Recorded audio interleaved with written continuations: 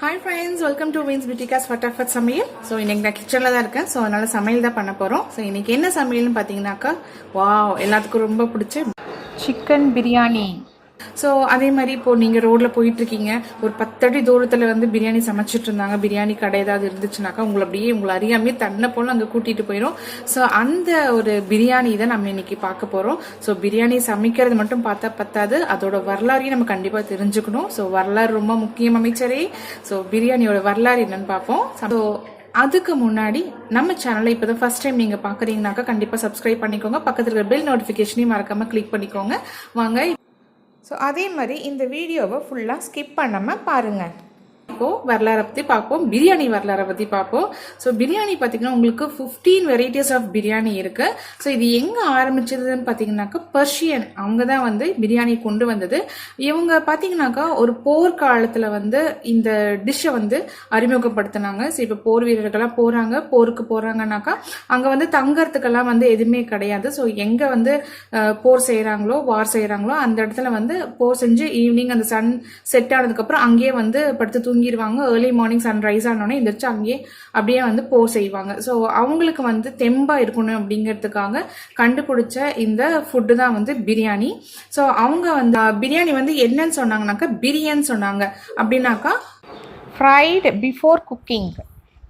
So Persians வந்து அவங்க நாட்டில் போர் செய்யும் போது அவங்க வந்து அந்த வீரர்களுக்கெல்லாம் வந்து ஸ்ட்ரென்த்தாக இருக்கணும், நல்ல ஸ்டாமினாவோட இருக்கணும் அப்படிங்கிறதுக்காக கண்டுபிடிக்கப்பட்ட உணவு தான் இது. ஏன்னா அப்போ போருக்கு போகும்போது எல்லா உணவு வகைகளும் அவங்க எடுத்துட்டு போக முடியாது. ஏன்னா ஒவ்வொரு நாட்டுக்கும் போகும்போது எல்லா உணவு வகைகளும் எடுத்துட்டு போக முடியாதுங்கிறனால மெயினான இன்கிரீடியன்ஸ் மட்டும் அவங்க எடுத்துட்டு போனாங்க. ஸோ அந்த போர் செய்யற இடத்துல என்னென்ன அவங்களுக்கு மீட் கிடைக்குதோ ஸோ அதை வச்சு எந்த மாமிசம் அவங்களுக்கு கிடைக்குதோ என்ன விலங்கு அங்க கிடைக்குதோ அதை வந்து வேட்டையாடி அதோட தோல் உரிச்சு அதுக்கு மசாலா நைட் தடவி வச்சு காலையில வந்து அந்த மசாலா தடவி வச்ச அந்த மாமிசத்தையும் அதுக்கு மேல அவங்க கொண்டு வந்த இன்கிரீடியன்ஸ் பிளஸ் ரைஸ் இதெல்லாம் போட்டு ஒரு பிரியாணி மாதிரி செஞ்சு தயார் பண்ணி அவங்க வந்து அந்த வீரர்களுக்கெல்லாம் கொடுத்தனால அவங்க நல்ல போர் செஞ்சாங்க. ஸோ அதே மாதிரி அதை பார்த்துட்டு மற்ற நாட்டுக்காரர்களும் வந்து அதை செய்ய ஆரம்பிச்சாங்க. ஃபார் எக்ஸாம்பிள் பார்த்தீங்கன்னாக்கா முகல்ஸ் மூலியமா வந்து நம்மளுக்கு கிடைச்சது. ஸோ முகல்ஸ் தான் வந்து இங்க கொண்டு வந்தாங்க. ஸோ முகல்ஸ்ல பார்த்தீங்கன்னாக்கா அவங்களுக்கு ஷாஜகானோட வைஃப் மும்தாஜ் வந்து அவங்களோட போர் வீரர்களும் வந்து ரொம்ப ஸ்ட்ரென்த் இல்லாமல் இருக்காங்க அப்படின்னு சொல்லிட்டு அவங்க வந்து நாட்டுக்கு வந்து அந்த மாதிரி குங்குமப்பூ இருக்கு இல்லையா, குங்குமப்பூ அதுக்கப்புறம் மீட் இதெல்லாம் போட்டு தயாரிச்சு அவங்க வந்து அவங்க வீரர்களுக்கு கொடுத்தாங்க.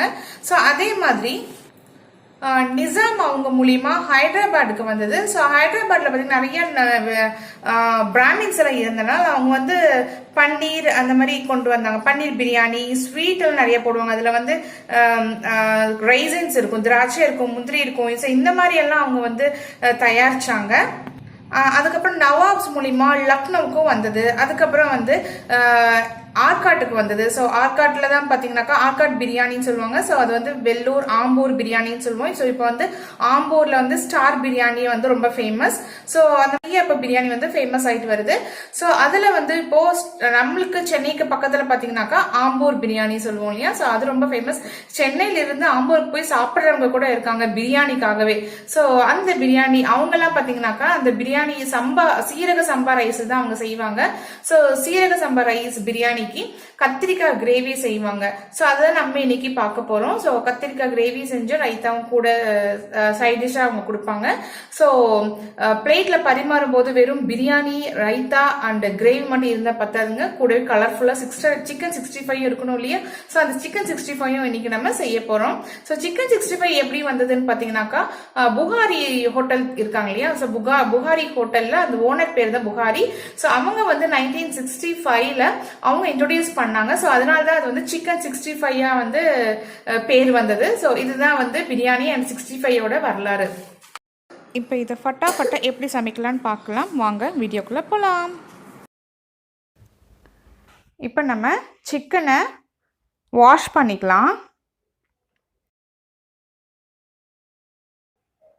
நல்லா சாஃப்டாக இருக்கிற பீஸ் எல்லாம் 65க்கு எடுத்துக்கிறேன். போன் உள்ளதெல்லாம் நான் வந்து பிரியாணிக்கு போட போகிறேன்.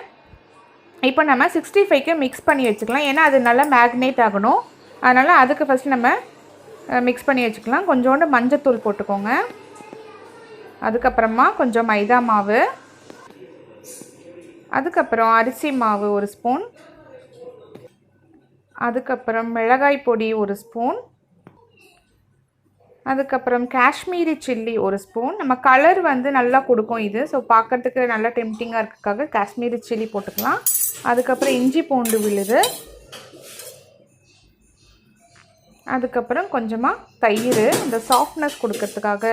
உள்ளே வந்து நல்லா சாஃப்டாக இருக்கும், வெளியே வந்து க்ரன்ச்சியாக இருக்கும். அதுக்காக கொஞ்சம் கர்ட் யூஸ் பண்ணிக்கிறோம். அதுக்கப்புறம் லெமன் சேர்த்திக்கோங்க. ஸோ டேஸ்ட் ரொம்ப நல்லாயிருக்கும் லெமன் சேர்த்துனிங்கன்னா.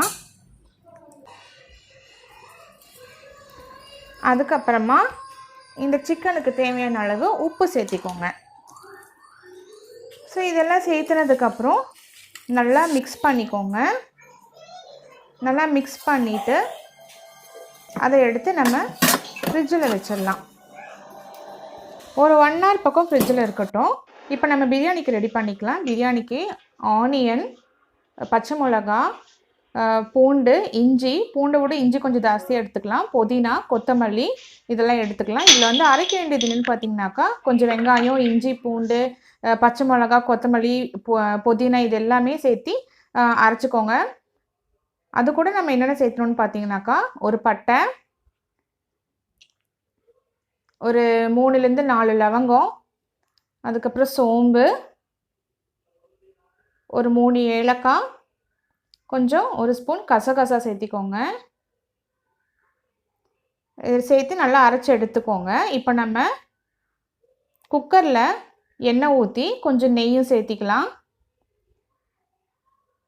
நெய் நல்லா கரைஞ்சதுக்கப்புறம், மெல்ட் ஆனதுக்கப்புறம் பட்டை, ஒரு 3 கிராம்பு, அந்த ஸ்டார் சொல்லுவோம் இல்லையா பிரியாணி ஸ்டார், அது, ஏலக்காய் வந்து நீங்கள் உடச்சி போட்டுக்கோங்க, இல்லைன்னா வெடிக்கும். ஸோ கிள்ளி அதுக்கப்புறம் போட்டுக்கோங்க. அதுக்கப்புறமா பச்சை மிளகா உடச்சி போட்டுக்கோங்க. அப்புறம் பிரியாணி இலை இதெல்லாம் போட்டதுக்கப்புறமா நம்ம கட் பண்ணி வச்ச வெங்காயம், ஒரு 4-5 வெங்காயம், நல்ல பெரிய வெங்காயம் எடுத்துக்கோங்க. பிரியாணிக்கு வந்து வெங்காயம் நிறைய போட்டால் நல்லா டேஸ்ட்டாக இருக்கும்.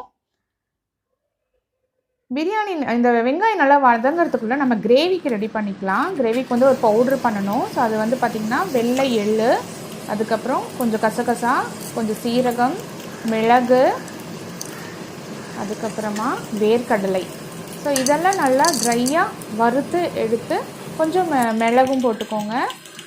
ஒரு பட்டை, கிராம்பு இதெல்லாமே போட்டு நல்லா வதக்கி ட்ரையாக அரைச்சி வச்சுக்கோங்க. இந்த மாதிரி பவுடராக பண்ணி வச்சுக்கோங்க. ஸோ இது அப்படியே இருக்கட்டும். இப்போ நம்ம பிரியாணிக்கு நம்ம வெங்காயம் நல்லா வதங்கிருச்சு. நம்ம அரைச்சி வச்சோம் இல்லையா அந்த இஞ்சி பூண்டு அந்த பேஸ்ட்டை, அதை போட்டுக்கலாம். அதை போட்டு நல்லா அது நல்லா வதங்கினதுக்கப்புறமா தக்காளி ஆட் பண்ணிக்கலாம். ஸோ தக்காளியும் போட்டு நல்லா வதங்கட்டும். அது வதங்கினதுக்கப்புறமா கொஞ்சோண்டு மஞ்சத்தூள், 1 ஸ்பூன் பிரியாணி மசாலா, 1 ஸ்பூன் மல்லித்தூள் இதெல்லாம் போட்டு கொஞ்சமாக உப்பு சேர்த்திக்கோங்க. அதுவும் நல்லா வதங்கினதுக்கப்புறமா கொஞ்சமாக தயிர் ஊற்றிக்கோங்க. ஸோ நம்ம பிரியாணியில் இருக்கிற பீஸும் நல்லா சாஃப்டாக வரதுக்காக கொஞ்சம் தயிர் ஊற்றிக்கிறோம். கொஞ்சம் புளிப்புக்காக லெமனும் சேர்த்திக்கிறோம். ஒரு ஃபுல் லெமன் ஆட் பண்ணிக்கிறோம். இது நல்லா மிக்ஸ் பண்ணிவிட்டு நம்ம பிரியாணிக்காக எடுத்து வச்ச சிக்கன் பீஸையும் இதில் ஆட் பண்ணிக்கலாம்.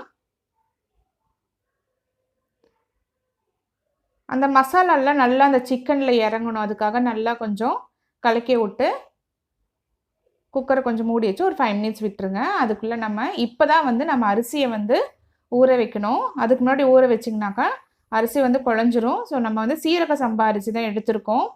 ஸோ நான் வந்து ஒரு 400 கிராம் எடுத்திருக்கேன். ஸோ 450 கிராம் எடுத்திருக்கேன் 1/2 கிலோ சிக்கனுக்கு. ஸோ நான் 1 கிலோ வாங்கிட்டு வந்தேன். அது 1/2 கிலோ வந்து 65க்கு எடுத்திருக்கேன், 1/2 கிலோ வந்து பிரியாணிக்கு எடுத்திருக்கேன். ஸோ அதனால் இப்போ வந்து அரிசி வந்து 450 எடுத்திருக்கேன். ஸோ 1:1 கணக்கில் நீங்கள் சேர்த்திக்கலாம். இப்போ அரிசியை நல்லா கழுவி தண்ணி ஊற்றி ஊற வச்சுக்கோங்க.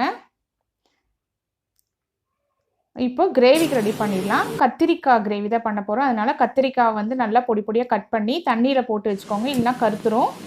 ஸோ இதை வந்து எண்ணெயில் நம்ம ஃபஸ்ட்டு வணக்கி எடுத்துக்கலாம். கத்திரிக்காய் நல்லா வணங்கினதுக்கப்புறம் அது தனியாக எடுத்து வச்சுக்கலாம். இப்போ அதே எண்ணெயில் வெங்காயம் ஆட் பண்ணிக்கலாம். வெங்காயம் நல்லா வதங்கினதுக்கப்புறமா அது வதங்கட்டும். அதுக்குள்ளே நம்ம இந்த பிரியாணிக்கு உண்டான மசாலா என்னன்னு பார்த்துடலாம். ஸோ அந்த மசாலாவில் நல்லா அந்த சிக்கனில் இறங்கிடுச்சு.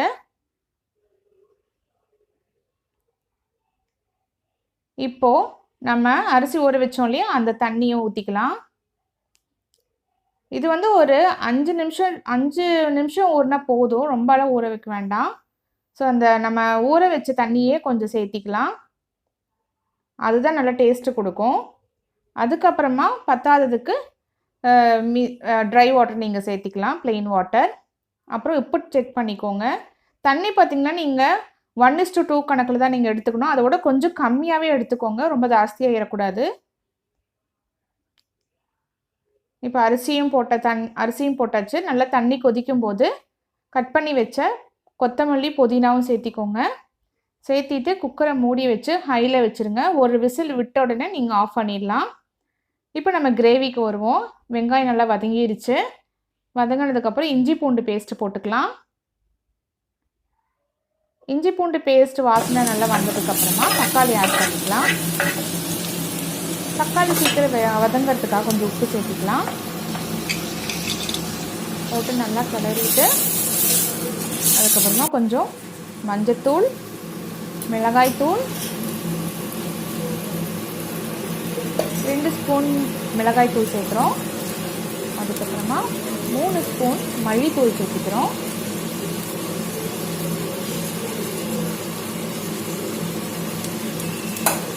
நல்லா வதங்கட்டும். அதுக்கப்புறமா இப்போது நம்ம வணக்கி வச்ச கத்திரிக்காயையும் சேர்த்துக்கிறோம். அப்புறமா நம்ம கரைச்சி வச்ச புளி கரைசல் அதையும் சேர்த்திக்கிறோம். அதையும் சேர்த்து நல்லா வதங்கட்டும்.